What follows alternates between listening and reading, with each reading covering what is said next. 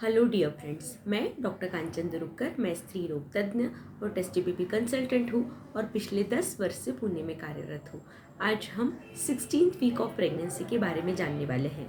16th week में baby में जो चेंजेस हो रहे हैं, मदर में क्या चेंजेस हो रहे हैं, ये सारी चीज़ें हम इस वीडियो में जानने वाले हैं। 16th वीक में हमारा जो बेबी है वो 5.25 इंचेस इतना हो गया है। बेबी का जो वेट है वो अराउंड 60 ग्राम्स इतना हो गया है।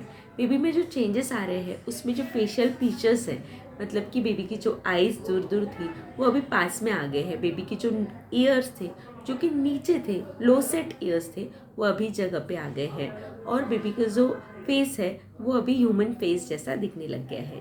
बेबी के टूथ बड्स भी अभी अराइव हो गए हैं और इसके अलावा नोज़, नॉस्ट्रिल्स, ये सारे डेवलपमेंट भी हो गए हैं। इसके अलावा बेबी का जो हार्ट है वो अभी स्ट्रॉन्ग हो गया है, प्रॉपरली ब्लड जो है वो पंप करने लग गया है। अराउंड 25 क्वार्ट्स इतना ब्लड जो है ये बेबी पंप करता है। इसके अलावा बेबी की जो स्किन है वो अभी भी थिन है, लेकिन बेबी के जो मूवमेंट्स है वो कोऑर्डिनेटेड हो गए हैं। बेबी के जो नर्वस सिस्टम डेवलपमेंट हो गया है उसकी वजह से बेबी का अभी लिम्स के मूवमेंट जो है वो कोऑर्डिनेटेड हो गए हैं विथ नर्वस सिस्टम। और उसके साथ ही साथ बेबी का विजन जो है वो भी अभी डेवलप हो गया है, मतलब कि बेबी की आईलिड्स तो क्लोज है लेकिन जो आईबॉल है वो साइड टू साइड मूवमेंट कर सकता है। उसके अलावा बेबी सुन भी सकता है, सो बेबी में हियरिंग कैपेसिटी आ गया है। बेबी रिएक्टिंग टू लाइट, मतलब कि विजन जो है वो रिएक्टिंग टू लाइट हो गया है। बेबी के आईज बंद है फिर भी बेबी आई बॉल मूवमेंट हो रहा है और उसको विजन का लाइट का परसेप्शन बेबी को है। हियरिंग एबिलिटी जो है वो पूरी तरीके से 18 वीक्स तक कंप्लीट हो जाती है। हाँ, लेकिन ये सारी चीज़ें जो है वो हम टेस्ट नहीं कर सकते हैं before the baby is born, लेकिन ये सारे डेवलपमेंट जो है वो बेबी में हो रहे हैं। इसके अलावा बेबी के जो बाकी के डेवलपमेंट है उसमें बेबी की जो इंटेस्टाइन, बेबी की किडनीज़, ये सारी चीज़ें जो है उनकी ग्रोथ हो रही है। अगर फीमेल बेबी है तो उसमें अभी ओवरी जो है उनमें बहुत सारे स्त्री बीज, एक 7 मिलियन स्त्री बीज ये बेबी में अभी आ रहे हैं। सो योग सैक जो होता है उसमें से ये स्त्री बीज जो है, मतलब कि ओवरी में जो फॉलिकल्स है वो रिक्रूट होते हैं और ये जो स्त्री बीज है ये अराउंड 7 मिलियन मैक्सिमम जो है वो अराउंड 20 वीक्स तक हो जाते हैं। सो 16 वीक्स से ये जो स्त्री बीज है वो आना चालू हो जाते हैं। अब इसके अलावा और क्या क्या चेंजेस होते हैं? सो बेबी की जो स्किन है वो अभी भी थिन होती है, वेसल्स उसमें से दिखते हैं, ब्लड जो है उसमें से फ्लो हो रहा है। उसके अलावा बाकी सारी जो डेवलपमेंट है वो बेबी में हो रही है। अब इसके अलावा मदर में क्या क्या चेंजेस हो रहे हैं? तो 16 वीक मतलब 16 हफ्ते पूरे होने तक बेबी बम जो है वो दिखने लगता है, मतलब कि अभी प्रेगनेंसी आपकी दिखने लग गई है। यूट्रस जो है वो अराउंड आपके जो प्यूबिक सिम्फाइसिस होता है उसके एक 4 to 5 सेंटीमीटर ऊपर ग्रो हो जाता है। सो उसकी वजह से बेबी बम जो है वो दिखने लगता है। बेबी के मूवमेंट्स अभी तक आपको नहीं परसीव हो रहे होंगे तो डोंट वरी, अगर आप फर्स्ट टाइम प्रेग्नेंट हो तो आपको 5 मंथ्स पूरे होने के बाद ये बेबी मूवमेंट्स जो है वो परसीव होने वाले हैं। अभी आपके 4 मंथ्स जो है वो कंप्लीट होने वाले हैं और अभी आपके 5 मंथ्स और पूरे होने के प्रेगनेंसी के बचे हैं। अब ये 16th वीक में और क्या क्या चेंजेस होते हैं मदर्स में? सो मदर्स में जनरली नेज़ल स्टफीनेस रह सकता है, प्रेगनेंसी राइनाइटिस जिसको हम कहते हैं। उसके अलावा ब्रेस्ट एनलार्जमेंट होता है, ब्रेस्ट जो है वो आगे जाके ब्रेस्ट फीडिंग के लिए प्रिपेयर हो रहा है, इसलिए ब्रेस्ट का साइज़ जो है वो बढ़ता है। इसके अलावा वेस्ट सर्कम्फरेंस बढ़ता है। वजाइनल ब्लड फ्लो बढ़ने की वजह से वजाइनल सिक्रीशंस रह सकते हैं और वजाइनल सिक्रीशंस रहने की वजह से सेक्सुअल ड्राइव भी इंक्रीज़ हो सकता है। इसके अलावा आपका एपेटाइट भी इंक्रीज़ हो सकता है। एपेटाइट इंक्रीज़ इसलिए हो रहा है क्योंकि आपको बेबी फॉर्मेशन हो रहा है। हाँ, लेकिन हमेशा ही एपेटाइट जो है वो डबल होगा ऐसा नहीं है, पर आपका एपेटाइट जो है फर्स्ट ट्राइमेस्टर में जब आपको भूख नहीं लग रही थी उससे अभी एपेटाइट जो है वो आपका काफ़ी अच्छा हो जाएगा। इसके अलावा आपको जो भी मेडिसिन्स हैं वो प्रॉपरली फॉलो करने हैं। आयरन कैल्शियम के मेडिसिन्स जो है वो आपको प्रॉपरली फॉलो करने हैं। आयरन, कैल्शियम, उसके अलावा अगर आप हाई रिस्क मदर हो तो कभी कभी हम इकोस्प्रिन, प्रोजेस्ट्रॉन, प्रोटीन पाउडर, ये सारे सप्लीमेंट्स आपको चालू करते हैं। सो ये सारे मेडिसिन आपने बराबर लेने हैं। अगर आपने टीटी का डोज नहीं लिया है तो टीटी का फर्स्ट डोज आपने ज़रूर लेना है। So first dose of TT आपने विदाउट फेल लेना है। अगर आपने 12th वीक में जो स्कैन किया है उसके साथ आपने डबल मार्कर नाम का टेस्ट या फिर NIPT टेस्ट नहीं किया है तो अभी आप 16th वीक में आप ट्रिपल मार्कर जो टेस्ट है वो करा सकते हैं। सो डबल मार्कर अगर आपने नहीं कराया है तो ट्रिपल मार्कर टेस्ट आप ज़रूर करा लीजिए।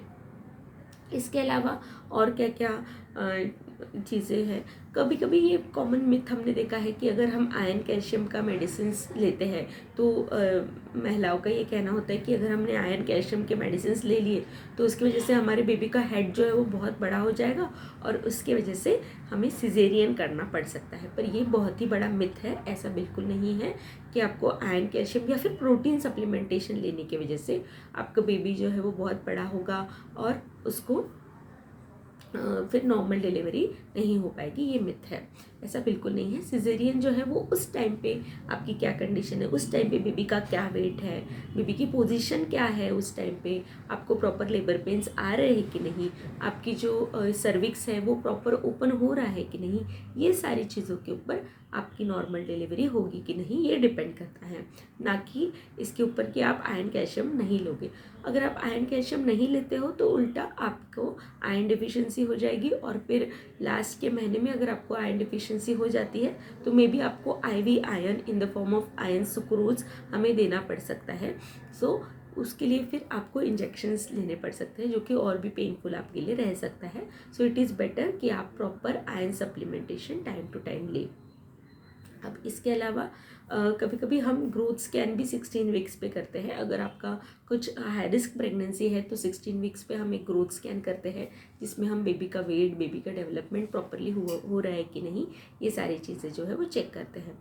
इसके अलावा और क्या क्या सावधानियां हमने बरतनी चाहिए, तो जैसे मैं हमेशा बोलती हूँ कि आपने प्रोटीन डाइट ज़्यादा लेना चाहिए और आयरन कंटेनिंग जो डाइट है वो ज़्यादा लेना चाहिए। आयरन कंटेनिंग डाइट जो है उसमें आपने ग्रीन वेजिटेबल्स में जो आयरन रहता है वो एब्जॉर्बेबल आयरन रहता है।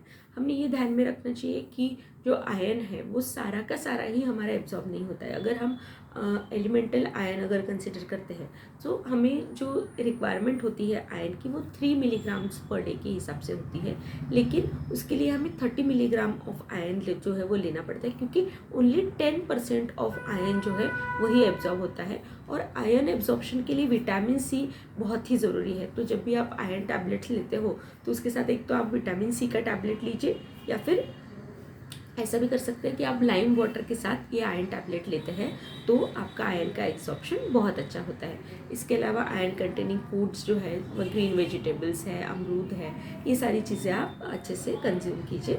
और डेट्स जो है ये सारी चीज़ें आपको आयरन सप्लीमेंटेशन देंगी। कैल्शियम किस में होता है? सो कैल्शियम जो है वो दूध में और जो भी डेयरी प्रोडक्ट्स है इसमें, उसके अलावा अब नॉन वेज फूड में काफ़ी सारा आयरन होता है।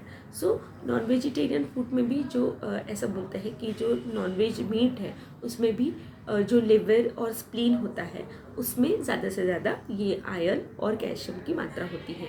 नाचनी जो होता है, रागी जिसको हम बोलते हैं, उसमें भी काफ़ी मात्रा में आयरन और कैल्शियम ये दोनों भी होता है। सो ये आप कंज्यूम कर सकते हैं। राजगीरा जो है वो भी एक अच्छा प्रोटीन सप्लीमेंटेशन है। तो राजगीरा जो है उसके इन द फॉर्म ऑफ आप शीरा बना के खा सकते हो या फिर उसको आप लड्डू बना के खा सकते हो। तो it is a good protein supplements that you can definitely consume.